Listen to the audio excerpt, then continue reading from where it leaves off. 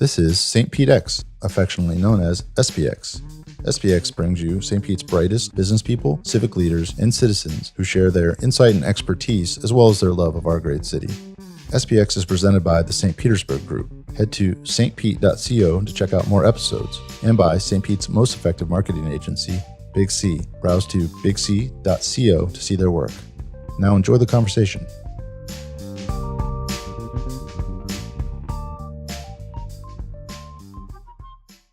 Are you recording? I'm recording. He's recording since I told him he has circulation of 5. We shouldn't. Let's start with which. You shouldn't laugh at yourself. It's funny. We kind of do have a circulation of 5. I don't mind saying that. We come from humble roots. We are salt of the earth, growing St. Pete Business News. One listener, one reader by reader. You use the word. I will run out of relatives soon, but you use the word magnate. Yeah, yeah, it's all in his mind. What is that? Let's look up delusions of grandeur. No, I was relating a funny story. I went to a lovely event at the Dali with.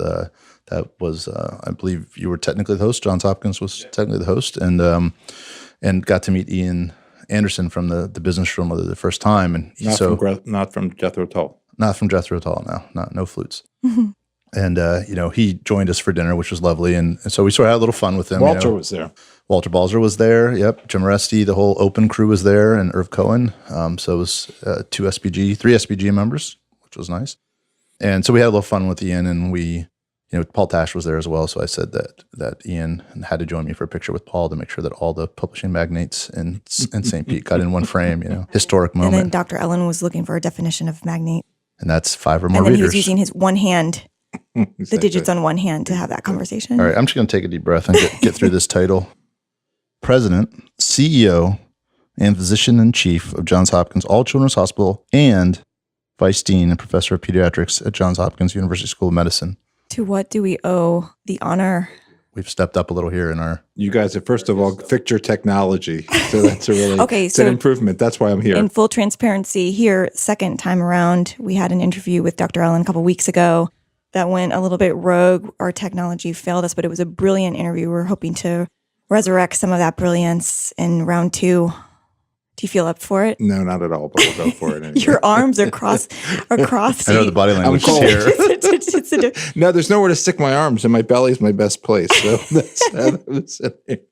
Makes a good cup holder. I've done that before. Well, I could lean back and you wouldn't hear me, right? Unless I do this. That's good. All right, we're getting comfortable. Yep. So when we introduced you the first time around, I asked you, what is it that you don't do? And you said you don't currently practice, but you used to. No, I do practice. 2 weeks a year, I supervise residents taking care of patients. I usually do it at the end of the year because by then they're really autonomous and good docs, and so then I really can't screw up too much. So I come in at the end. What I don't do is research. That's the thing that I used to do. I mean, I started doing research in about 1985, looking at doing research on HIV and HIV/AIDS. In 85, and I didn't stop until probably about 2015, but I don't do research anymore. That was it. Pediatrics is your background? Mm-hmm. Well, how did you get into that? Wait, let me ask that. So how did you get into that? You can say it anyway. So you have an interesting family dynamic in terms of your parents' exactly. practice. Oh, see, you remember from the last interview. I do. There you learn. My father was an obstetrician gynecologist. My mother was a social worker, so by definition, you become an adolescent medicine provider. So I was a pediatrician trained to take care of children, 0 to basically 18, 20, 21, 22. And in the process, I became very interested in social determinants and social factors that shaped health. And so I knew I was going to do that. And then I started looking at different post-residency opportunities for training. And the one I fell in love with had to do with decision-making that teenagers made. And why would a teenager make a high-risk decision? So the place to go for that turned out to be in San Francisco. So I moved out to San Francisco in 91. And then when I got there, the people were also really engaged in HIV, as you can imagine, because it was the height of the epidemic going on. And San Francisco being an epicenter for that epidemic. Most of the social scientists, behavioral scientists, were being funded to do work in HIV. So I ended up getting trained by all the behavioral scientists and mental health scientists on how to study social and behavioral factors that associated with the transmission and acquisition of HIV and then other sexually transmitted infections. And then when I started doing that, I got involved with epidemiology. So I ended up in the end of this all being a social epidemiologist studying STDs and HIV. And that's what I did until 2015. So all of that to me has a large, because you're studying the sort of what happens when, but there has to be some facet of that is how do we cause when, which is sort of a PR/marketing element that says we know that this is how things spread, or this is the kind of information that people receive, the inputs they receive. How much of your work was put into controlling that messaging? I ended up rejecting that whole approach. I was not a big believer, particularly with teenagers, that you could change behavior easily. What I really believed was that we could intervene on factors that were happening in the community that set up the determinants of transmission. So half of my work was studying things like how people chose their sex partners, how much geography affected where you chose your sex partners from, how much the nature of the people who live in your community shaped the sex network. And I did a lot of network mapping and all that kind of work. And then when you have that context, you say, okay, what affects that? So it's kind of a root cause. And we went back to saying, well, there are policies and practices and programs in communities and around the city that shape what happens. So whether it's the incarceration process that then changes the male-female balance in a community, whether it's the fact that you have young women, in an impoverished community, you can have very well-intentioned, I'll say church-going families living next to high-risk, either they could be anything from, if you want to say sort of drug dealers to even, I don't want to say, I don't know the word if it's still relevant, but the concept of a gangbanger, drive-by shootings. So you can imagine if you think of a drive-by shooting, you could be an innocent kid walking to school and get shot. Well, the same thing happens to innocent adolescents, sometimes living in certain communities. So that whole concept of the community being a risk factor and that it's not the people as much as the context. So you're looking at delinquency and... Well, we looked at things like trying to figure out how to keep kids in school. I mean, things at that level. So you didn't see examples of ways people could actually change context from a informational standpoint, like the Truth Campaign with smoking or something along those lines? The Truth Campaign, there's two reasons it's not. One is the sustainability of those messages. The Truth Campaign's been going on since the tobacco settlement. And there was a lot of money in that tobacco settlement, and it was a long-term kind of commitment that the settlement had. For most, take sexual health issues, there's not long-term funding. I mean, every 3 years, every 4 years, depending on who's president, everything changes. They can gut CDC. I mean, it's been getting gutted over and over again, and their job was to stop the spread of syphilis. And our syphilis rates are higher than they've ever been almost. And the reason is because we gutted the public health departments. And so the concept that we have sustained action around something that is stigmatized is not something I count on. So could we change social norms? Do we change social norms is a whole much bigger question, but it doesn't happen Just Say No is not a campaign that worked very effectively on the drugs. And that was a very short-lived burst approach, and I don't think it works. Do you think that the shift in focus, one of the most recent STDs to come under scrutiny is HPV? Do you think that has to do with the same social constructs? I mean, the HPV thing is a perfect example. I mean, if you think about the reason we care about HPV is because it is the cause of cervical cancer. Period. End of story. You don't get cervical cancer with HPV. And we developed a vaccine for 2 of the 4 high-risk types, and they could probably develop a vaccine for more high-risk types. Is it not detectable in men? Oh, it is. It is. And now they inoculate men for it too, or vaccinate men. It's harder to test in men. You don't normally go around swabbing men. We do a lot of pap smears on women. And we actually don't do as many as we used to do. But the concept was that HPV was demonstrated to be the cause of cervical cancer. It can also cause throat cancer. So the answer is get a vaccine that builds the immune system to protect against the development of cancer or the development of the HPV. Turns out everybody who's ever had intercourse has probably gotten HPV. I mean, the prevalence of HPV, it's so prevalent that it's not even worth talking about. But the vaccine stops the acquisition of 2 of the high-risk types because not all the types cause cancer. the ability to get that into, you'd want to get it into, we didn't want to put another one for babies. So we said, okay, we'll put it into 12-year-olds. Most 12-year-olds have not had sex. It's a great age to do it. And there's already a routine visit for your tetanus boosters and several things going on at 12 and school physicals. So why not put it there? Well, the uptake of that vaccine is like 30%. And the reason that people aren't getting it is because the question is, you think my child is having sex? No, but they will eventually. And that whole storyline keeps people from vaccinating their kids. So, I mean, there's always the autism people too. But in terms of even people who are not about the sort of the myths of autism being related to vaccines, there's still a lot of people that just don't do it because they're like, my kid doesn't have sex. So then taking that, assuming that... Is that why you brought me here, by the way, to talk about sex? Because I can do it forever. Wanted to know this stuff for so Did you bring long. a vaccine with you? Can you administer it on site? No. I could. I know how to. I'm worried about our Press 5 pause, readers. press pause. I need to. So taking this example further, you said that context changing messaging and whatnot doesn't work here. So what does work? What's your best hope of increasing the 30%? Is it not just access to contraceptives? It's a bigger issue than that. Well, different questions. Okay, so access in places where there's high access, we still have plenty of disease. So it's policies around access, it's policies around testing and treatment, it's policies around safe neighborhoods, it's policies around schools, it's all these different policies. What's been shown to be effective? I think the most important thing is getting communities mobilized around caring about kids, period. And all these things that I'm talking about require that communities care about teenagers. And a lot of communities have written them off. So, I mean, a lot of people write off teenagers in general. Yeah, you can get a lot of attention for the younger school age, but once you get into middle school, teen, there's a little bit of a drop off in attention and sentiment. They're not as cute anymore. Right, little punks roving around, Yeah, roving around. My lawn. Well, it's interesting, though. It's just for context, your fervent involvement in HIV, because it was sort of I don't want to call it flash in the pan, but it was the attention around it was pretty poignant. And you saw it in media, you saw it in movies being made, and you saw it in, it was just part of the rhetoric. And for whatever reason, it started to trail off. Well, white gay men got cured. Black gay men are dying.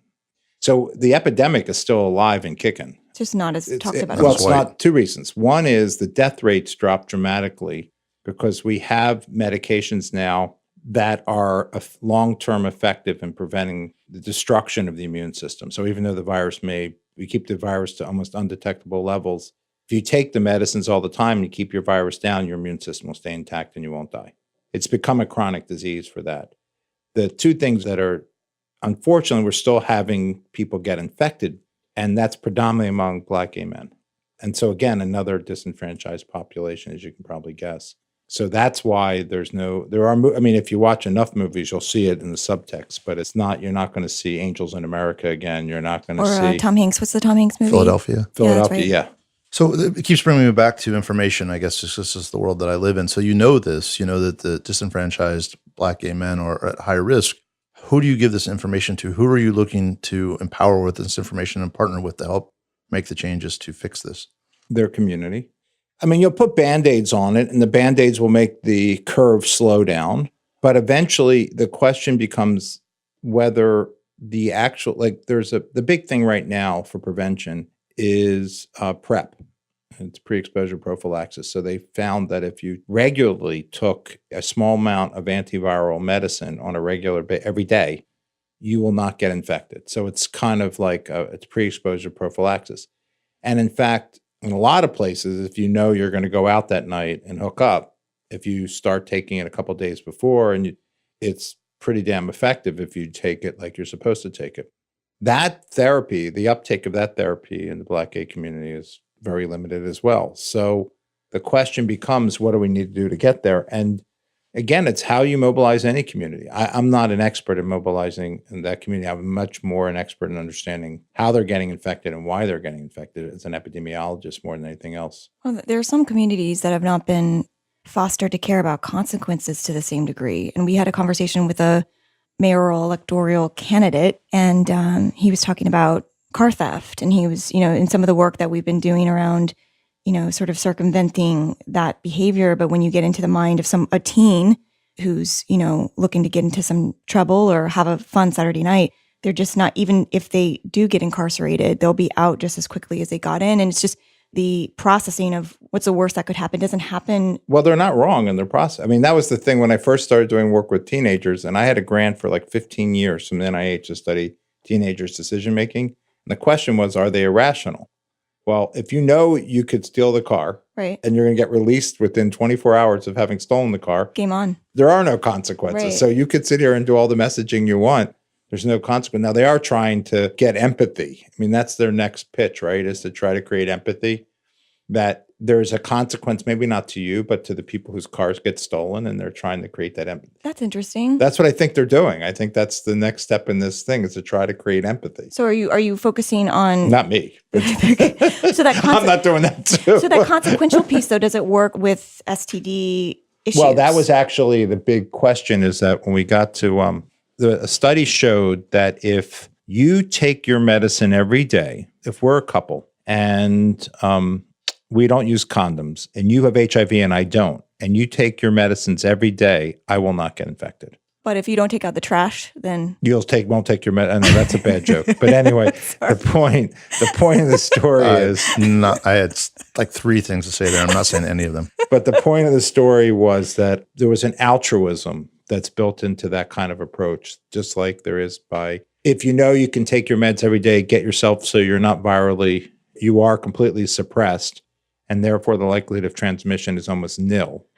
That is a altruistic gesture if it's not just about your own health. And that idea of prevention of secondary transmission is one of the strategies that we've tried over the years. And sometimes it works and sometimes it doesn't. So with the gay Black men, are they aware that they are infected, or are they unaware in your group that you're studying in terms of that epidemic? Because I'm thinking more about their processing of consequences. Well, I think in most cases what you find is, so there's a thing called the cascade now. And the cascade says how many people know what their status is, how many people have been tested, how many people know what their status is, I mean, they went back for the test.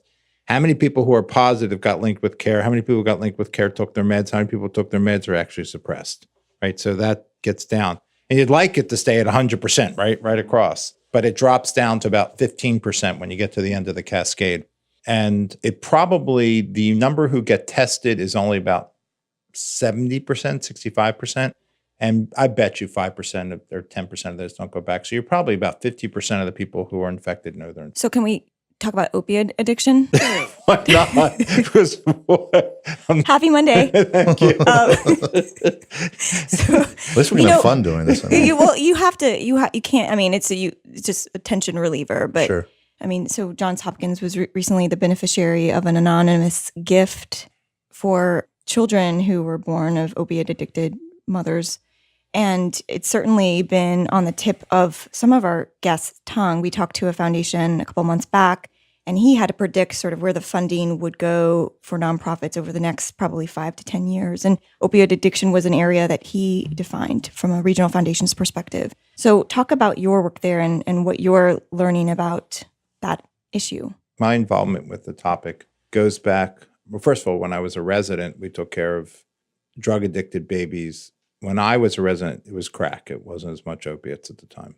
They hadn't pushed oxycodone as far as they've pushed it today, but it was crack at the time because it was cheap. And we learned how to take care of those kids. Came out. We had 2 issues that always arose with those kids. One was the physical consequences of being addicted and exposed, and then the social consequences of having a mother, at the very least, who has been using. So there's always that connection of those two. When I got to Baltimore, and Baltimore was probably one of the stronger heroin towns. I don't know why, but it seemed to be really big into heroin. By the time they had sent up a program, by the time I moved out to Bayview, which is where I went for my first chairmanship, they had already established a program called the Center for Addicted Parents, and called the CAP program. And it was a program run by pediatrics, OBGYN, and psychiatry. And psychiatry did the addiction work.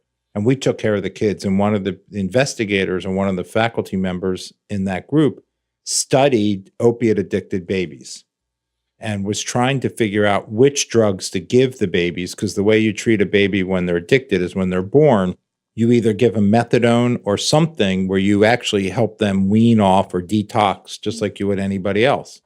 That doesn't change if they've had either physical consequences in utero that are permanent or potentially. Cognitive too, right? Yeah, if anything affects the brain development at that stage, and then also the social factors, but at least you can stop the addiction. So we started studying different drugs, methadone versus buprenorphine at the time. Fast forward, I come here, and one of the first really public health approaches to opiates that's going on, this is before all the studies were coming out that were telling us what was going on, particularly in Sarasota at the time. There was a big push for helping opiate-addicted children and getting treatment and wraparound services for the children and to some degree the parents. Since we've been here, a lot of the work has been focused on not only how you treat them and what treatment the family needs, but where you treat them and how long you treat them.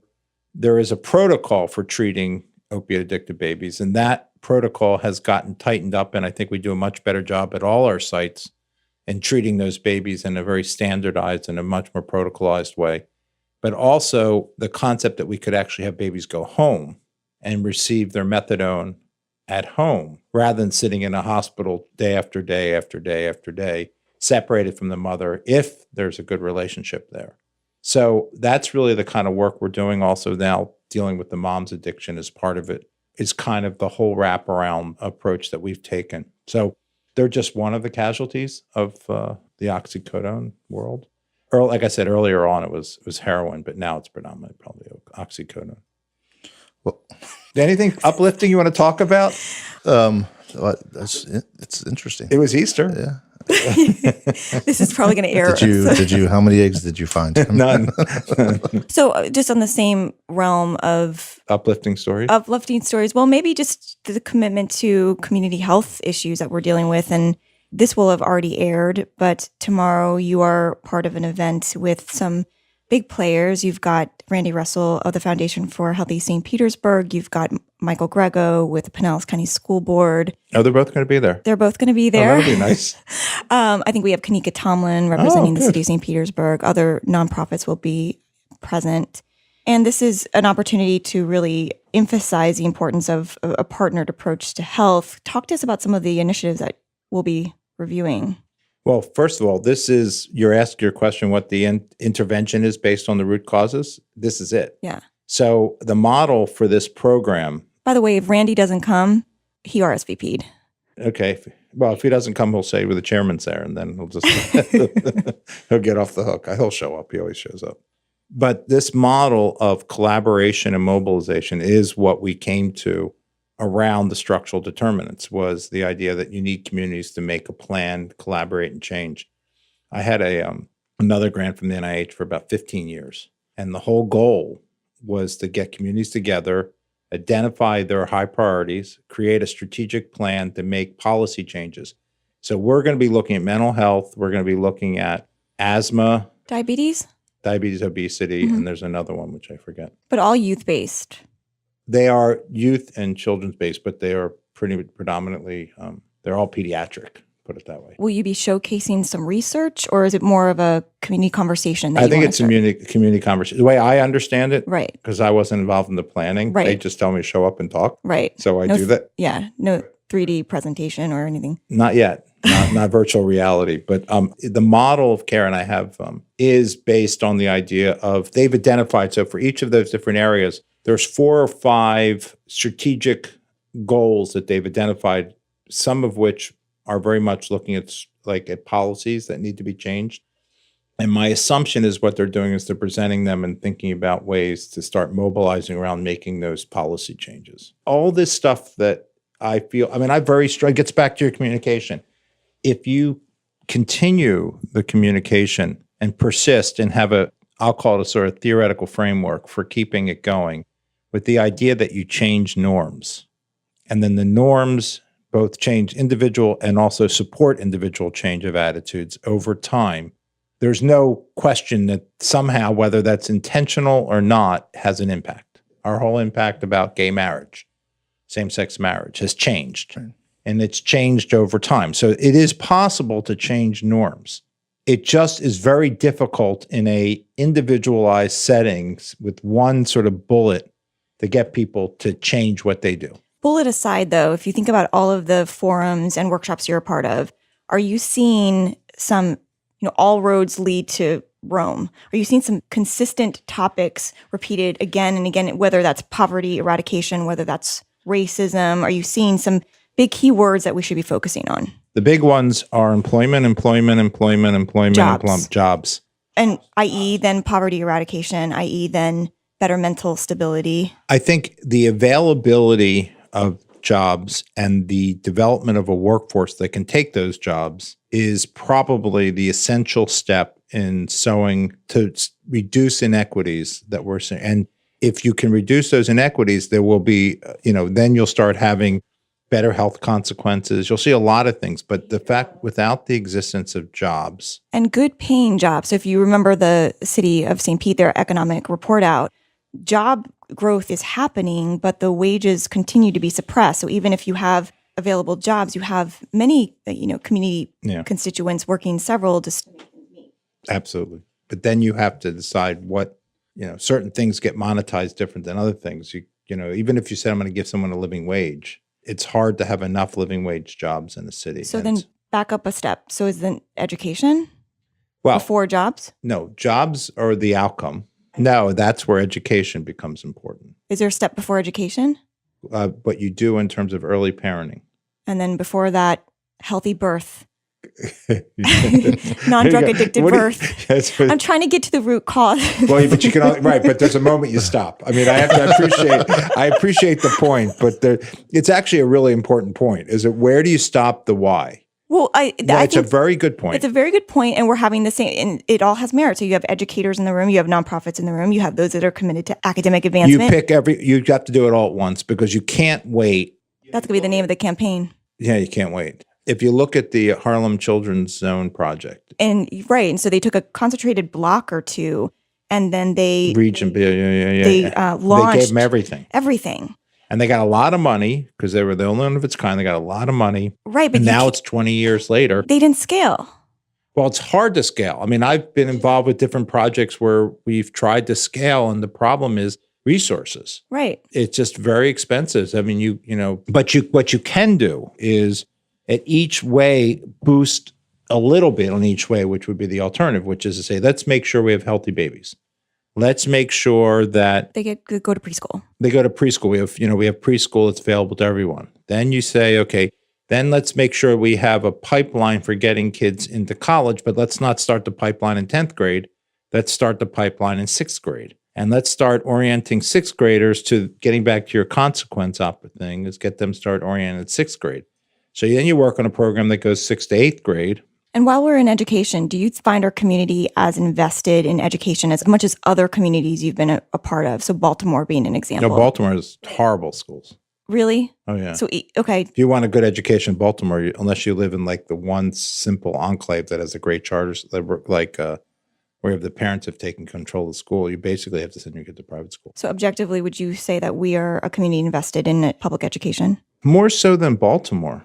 That's not a selling point. I think the commitment is pretty there. I just don't know if we're pulling it off. Why do you think?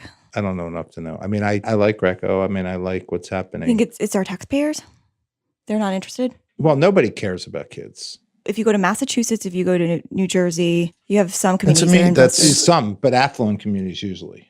Go to Newark, it's not happening. I mean, it's, And this is where I come back to beat the information horse yet again. Go for it, because we haven't beat it enough yet. I'm going to beat it. Because you talk about, in the 50s, you never see a gay person on TV. And now you can't have a sitcom without a gay person on a hit sitcom.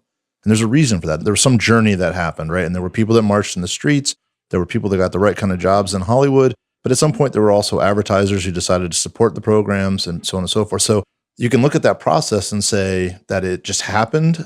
But I think that there are... No, I wasn't implying. I was agreeing with you. I was saying, but it takes time. The problem with it as a public health strategy is that you never have that long-term stick-to-itiveness that comes from a movement. And are you talking about the information for those policymakers and those that execute on solutions, or are you talking about information of the constituencies that are impacted? Ultimately, I'm talking about seeding an intellectual perspective that can go out and be executed upon. So you look at immigration, right? Immigration, a lot of people have a lot of opinions about it. And it's become, it's a national topic. And that's driven by, certain publicity by politicians, by groups. And so if you can do that, if every average American can have an opinion about immigration, you'd think they could have an opinion about kids' health. What you're saying, I agree with. I might suggest that we are processing and distilling that information, though. I don't think it's a lack of information if you look at even the effort. Yeah, no, I think what we got to off of this, beat this thing to death. No, bring us back home. Okay, because there's a different question. We were talking about HIV, and we were talking about whether you could get behavior change through communication devices. And I was arguing that most of those campaigns have not worked. The only time they've ever been effective is when everyone was dying and they were scared to death. Second point you're making, which I happen to agree with, which is that over a period of time, we do see norms get changed. And they are due to a multiplicity of factors happening, including communication and amplification, which is your point about ideas. So the idea that you're communicating, putting a fine point on ideas, articulating ideas that are perhaps not as well described, but you bring thought to it, you bring thought to someone else's voice. All those things matter over time. And it works in that context, which says, do we believe the public discourse is good and can help improve society? And I do believe that. That's different than just... I would say, is there an X factor, another skill or another job, another role that is to be the communication glue between these different entities? So I'm going to suggest one. Okay. And we've talked about it before, but I'm going to suggest that we have very competent entities that can get involved on a very systemic level to eradicate issues before they are even created. I don't think we have a system to plug them all in interdependently, governed by the same metrics, governed by the same process. It's talking points that I'm talking about, though. It's like you look at the Republican Party. I think we're full of talking points. I disagree. I think that if you look at, that's you watch the talk shows that make fun of the sort of cohesiveness of the Republican message, and they'll show 75 different local news channels, all owned by the same people, or all 75 different Republicans talking. They're saying the exact same thing. So there's a strategy in place that dictates the message. It dictates the distribution of that message. And, I feel like you have these meetings that are coming up where you're going to have these talented people running these different organizations, and they're going to come with their unique perspectives, and they're all going to go enact change because of it, which is all a good thing, which ultimately moves the foundation and the norms. But I think perhaps, is there a missing skill set in there, which is it's called leadership. I mean, I know what you're trying to get to, but it's leadership. And whether you do it as talking points, whether you do it as execution, cohesiveness, though. And where does the leadership come? Leadership creates cohesiveness. I mean, that's what I say. That if there was a governing entity that could say, this is what you are proficient in, this is the role you can play in this interdependent framework to get us to point, B. And I can say that to another entity, and that's certainly communication has a role in that. But I think that the conversation, the talking points, even the buy-in even to what we're talking about is there. I think it's understanding how we all... Leadership isn't one person. I don't mean that there is a leader. I mean that there is distributed leadership with a vision. So two things. One is there's a vision. But there has to be a cohesiveness to that vision. And then by definition, there has to be a vision. But there has to be a something that renews the cohesiveness and keeps the vision alive. Because if you have that meeting and Dr. Tomlin goes and brings in 1,000 new jobs or 2,000 new jobs, but the schools do this or do something different, and you guys go a different way. Interdependent. And that's where the whole, I guess you call it the whole supply chain of being a human from birth to going older. That's why somebody has to be accountable for, and that's where leadership comes in. I mean, leadership is accountable. So the idea is that you've got to. Sylvia can tell you everything we do as a leadership team is to make sure that everything aligns and focuses. We got a 25 under your umbrella, though, which is one specific area. You address. I would tell you it's a pretty complicated system that we monitor. And when I say leadership, it's the fact that we have 10 people, 12 people, 10 people, 12 people, 10 people, 12 people in the community division.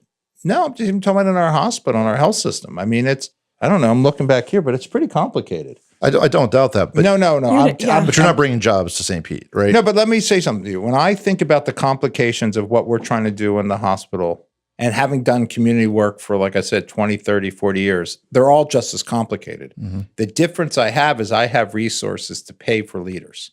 That's the biggest difference, because they can stay on task and they can help go with the vision. And the vision, and we do all work on the vision, but I can afford, because there's a return on investment over the period of time. It gets back to my whole point. If you stay on anything long enough with right leadership, you'll get some change. I think about the I'm going to take it back to opioids. Okay, if you want Opiates. opiates, you can have them. Okay, so that example about the weaning of the baby off and weaning, and then the support for the mother. So if I'm a nonprofit and my mission is to get women clean and to get them their lives back in order, and I've been operating at full tilt, I'm bought into, my vision, which I believe others shared. But then you create a framework for me to plug in exactly what I'm doing, to scale it, to join forces with other entities that will take care of the baby, that will take care of the family, that will have education handled. And you're able to give us all a cohesive, unified roadmap, measure, determinants of success, measurables. I think that that's what's lacking.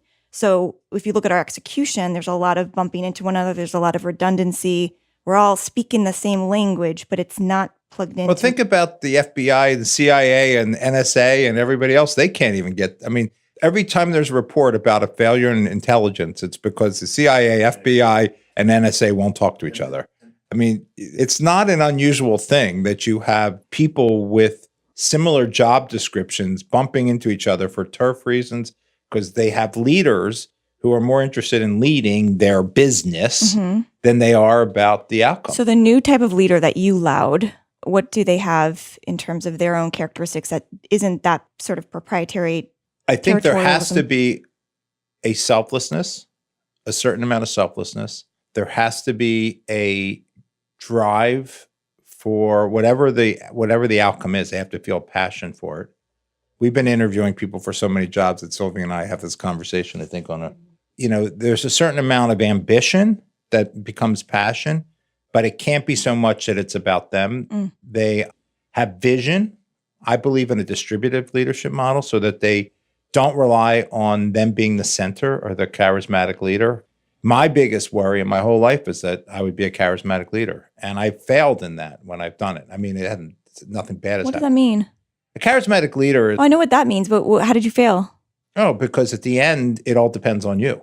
And so if you don't do something, or if you don't move it along, if you leave, it goes away. I think a generally distributed leadership model is a better model. It gets back to your point. Sure, yep. I mean, it gets back to your idea that you need collaboration. But my point is that it doesn't matter, because no matter how great or how selfless the leaders are in Johns Hopkins, they're still contained to Johns Hopkins. And I think that we've looked, there's too many mature, the school system is still the school system. The city is still the city. The hospital is still the hospital. And I think the missing X factor is the cohesive spread of that message in a way that can at the very least accelerate the change that happens over time, because there's a skill to that. But where I end up is that you can never make it a top down. I think it has to be a messaging platform that everybody can be part of without it being a top down authoritarian thing. People are always trying to bring in the one organization to rule them all. We talked about you being the face of Johns Hopkins All Children's Hospital. And in take one, our interview with you, you illuminated our listeners as to that development and what it meant for you and your career. You could do us the justice of telling that story. And I believe you have identified phases of your evolution. I don't even remember them, You but I had remember phase Transformative one. phase and the evolution phase. Yeah, transformative. The transformative. Oh, evolution, right. I got it. Wow. Wait. So I make stuff up as I go along. And I, just for reference, I had the opportunity to listen to you share the story at an earlier point, and you talked about, you were very transparent about sort of the grueling nature of this type of merger, and most importantly, the years that follow, all of the acclaim and all of the. Yeah. So what we got to, I don't remember where you heard this, but I think our technology cut off right in the middle of it. Okay, so I did start with that. Okay, so the story basically is in the 2000s, 7, 8, the trustees of Johns Hopkins All Children's, or All Children's at the time, recognized they needed to supplement their academic partnership that they had with USF with another institution that they thought could push them towards a level of excellence that would allow them to be a ranked hospital in the country. And whether they were completely aware of how Johns Hopkins could help them do that or not, they did have, getting back to selflessness, the selflessness to say, we will give our hospital and our assets to Johns Hopkins with the promise, and it's nothing more than a promise, that they will do everything within their power to elevate the quality of our care and to enrich the academics of the institution. And over the next, from 2011, when the deal was completed, actually it was yesterday, 7 years ago yesterday, What's the actual date? April 1st, 2011. Wow. There are 3 things I could say to that. Okay, well, it was real. It wasn't a joke. And then the next 5 years was really about the first level of foundation building, about creating leadership, a high-level leadership that were able to transmit the ideals of a Johns Hopkins hospital and a Johns Hopkins University system. And when we had that in place and we had the quality metrics and we were driving towards quality in place, Johns Hopkins and the community here both thought, the community here started asking, why are we not just Johns Hopkins All Children's Hospital? Because we had been All Children's Hospital, a member of Johns Hopkins. There's Johns Hopkins University, there's Johns Hopkins Hospital, and Johns Hopkins Bayview Medical Center. And everybody else who's affiliated with Johns Hopkins of the hospitals are just their name of their hospital as a member. And we were a member, but it was determined, the community was like, why aren't you changing our name to Johns Hopkins? We want to be Johns Hopkins. And then when we took the idea to Baltimore, they said, well, your quality's there and your faculty are there at the high level. And we believe that you will continue and sustain yourself as a Johns Hopkins quality institution. Then when they walk in the door, they say, we want Johns Hopkins quality care. We want Johns Hopkins quality academics. They'll get it here. That was in 2016, April 1st, 2016, that the name got changed. So 5 years later. Now you go around, and this is the part you were talking about, now becomes the grind, because the simple, do 2-3 years, everyone pats you on the back because it's very ostensible, it's very tangible what changes you're making, because you're going from nothing to something. Yeah, the visuals. Yeah, it's very easy. Right. But as you go from something to something more, and it was once said, getting back to your friend Jobs, Steve, there was an argument made that Steve Jobs actually was not that creative, that he went to Xerox PARC and he stole every idea that he had that made the GUI interface look different than anyone else's. But what the argument is that just some people go from nothing to something, but other people take something and take it to something else. And that we always laud the nothing to something, but the something to something else, great, it should also be lauded. And there's a level of creativity in that. And we are at the stage where you're going from something, which we've achieved and was there before we got there, added to it, but it's something. And there's something else. And the problem is that's a much more behind the scenes, much more less it pop, as you said, sort of it doesn't get the fireworks. And a lot of it is just ground game. And during that ground game, you've got to keep people focused, because in some ways you're actually doing more disruption in the classic sense than you were in the beginning. In the beginning, you just put a new coat of paint on. Yeah. And as you got to this later stage, you're now actually going into the guts and ripping things apart. And with hoping that you've built a strong enough structure or infrastructure around it that it can take the vibrations when they happen. But you don't have that same, you now are really getting at the heart of a lot of things. And what you hope, again, is that you've built the resiliency into the organization to tolerate it, because it's not as exciting, because it's a lot smaller and finer work. It doesn't come with big flashy appointments. It's really basic blocking and tackling. Big things like making sure your faculty and staff are very engaged, making sure that there's a culture of safety, that people feel everything you said is necessary, the vision, everyone has the vision. There's collaboration, the care models are efficient and effective. You get paid for what you do and you bill for what you do, and you don't bill for stuff you don't do, and you don't not get paid for stuff you do. So, I mean, all kinds of things have to get worked out. And then you go out and recruit people who are at the next level down, whether they're scientists or nurses or physicians, and hope you can get them in and get them on board and get them acclimated to your culture or part of your culture. Your transitional culture too. And all that is, so that was the phase 2. Phase 1 was what happened from the time we closed the deal till 2016. And phase, which we called transformation, we transformed it from a sort of known as a community hospital to a academic, and now we're in evolution as we evolve that concept. That was arguably more poignant than your first go round. So I'm actually glad that we got back in and recording. So I want to talk about, you referenced job interviews and you referenced bringing candidates in and what you're looking for. So you probably had, I don't want to imagine what your interview process looked like becoming the man in charge of this entity. What do you remember about that interview process? Well, I was in Baltimore, and they needed somebody to be the content expert on the transaction. I had come down here in 2008. Then I came again in 2010. And in 2010, I started working on the transaction. And when the transaction closed, I was basically chief academic officer. I was the vice dean. Did you think it was going to be temporary, or? Initially it was, and then it was going to be a little less temporary. And then it was, okay, it's not so temporary anymore as we were completing the deal. Because if you look at drafts, it was like, it was interim, then it stopped being interim. And then it became, there was, I forget what the next step was, and then when the decision was made to consider me for the CEO position, given all the factors they wanted, someone who was at Hopkins, who knew their place, who knew academics, who knew hospital administration, it was me.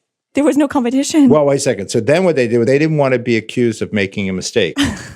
So they went and they interviewed 75 people, did a 360 on me with 75 people. Did you have any say on who? No.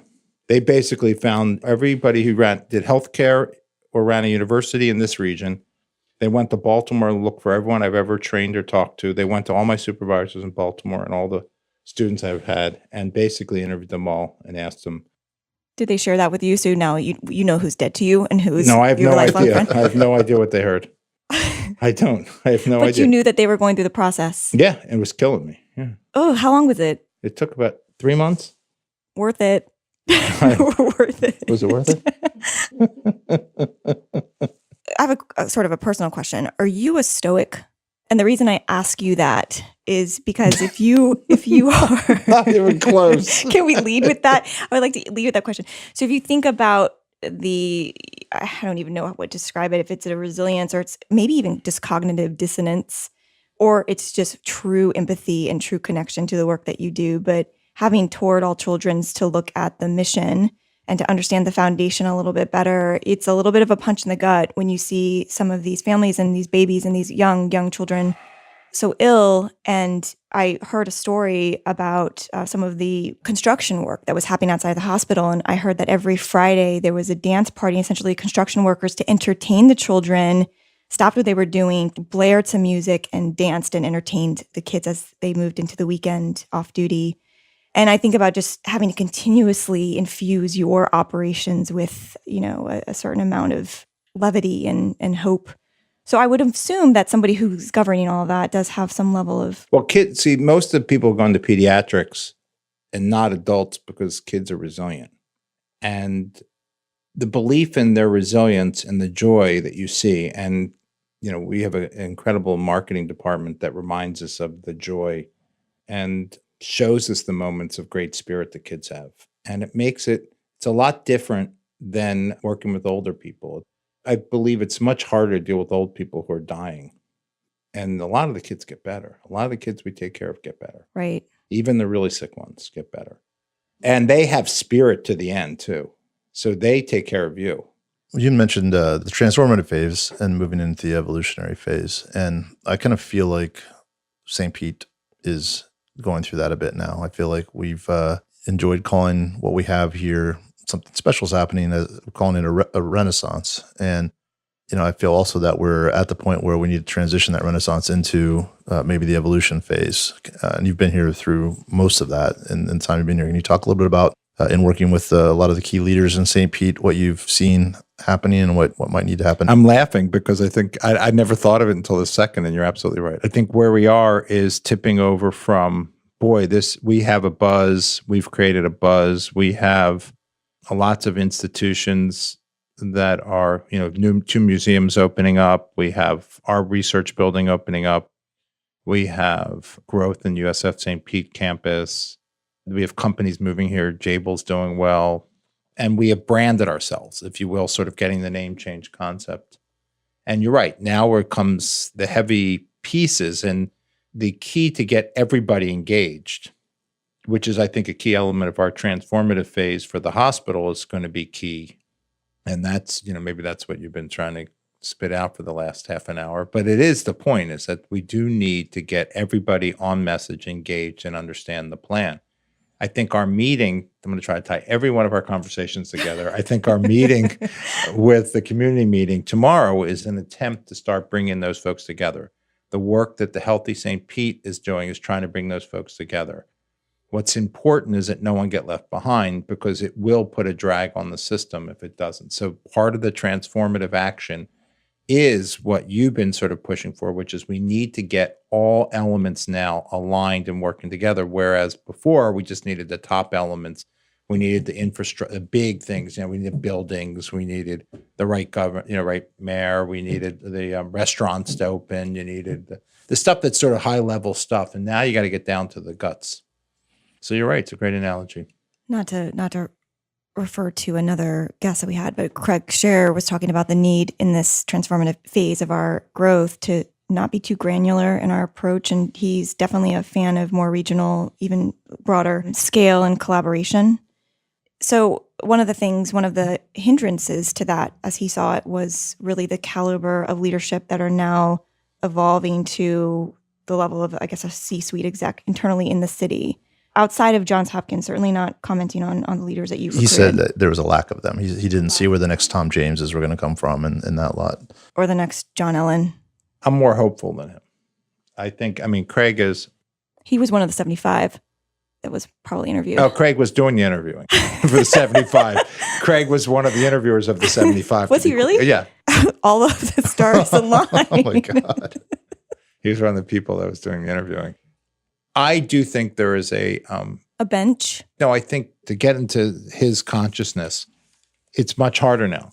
As much as he is still a city treasure, and I still consider him a mentor of mine, he's not as engaged just on a daily basis with the people that you all see.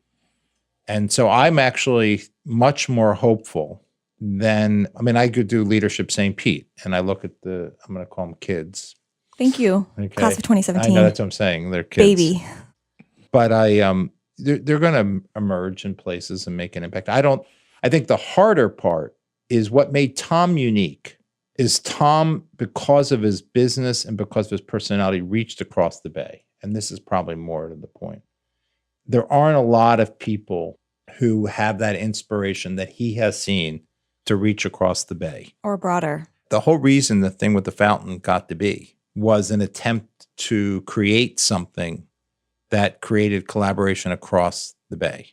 Particularly, that's why Judy Lissy from Straz and Hank and me and Gary got together. It was more, the overall goal was to create a dialogue that spread across and ideas. Hopkins has its own innovation hub in Baltimore, and the head of that innovation hub is going to be coming down here this week, I think, actually. Who's that? Vinnick just hired a person to run his hub. Innovation? Yeah, his innovation hub. And so we have... How many innovation hubs? Lakshmi, I can remember. It was in the paper today. Yeah. So she's in the paper.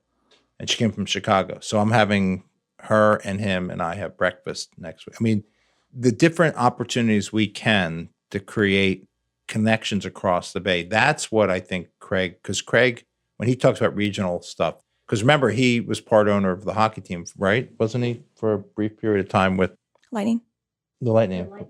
No, Lightning, but it was, who am I thinking of? The guy who was his partner in that, Ashley Furniture. Not Ashley, Canes. Oh, Rothman. Yeah, but who's Erwin this? Novak. Erwin Novak, yeah. So the point was those guys sort of rallied as a regional group and sort of said, okay, we'll keep them. So that's what he's, I think, referring to more than he is that there's not local leadership. Thank you very much. You're welcome. You made it to the end of another great episode. For show notes, head to stpete.co to the show notes page, which includes links to all the resources mentioned in the show, as well as quotes and key insights from the show and information about the guest and the host.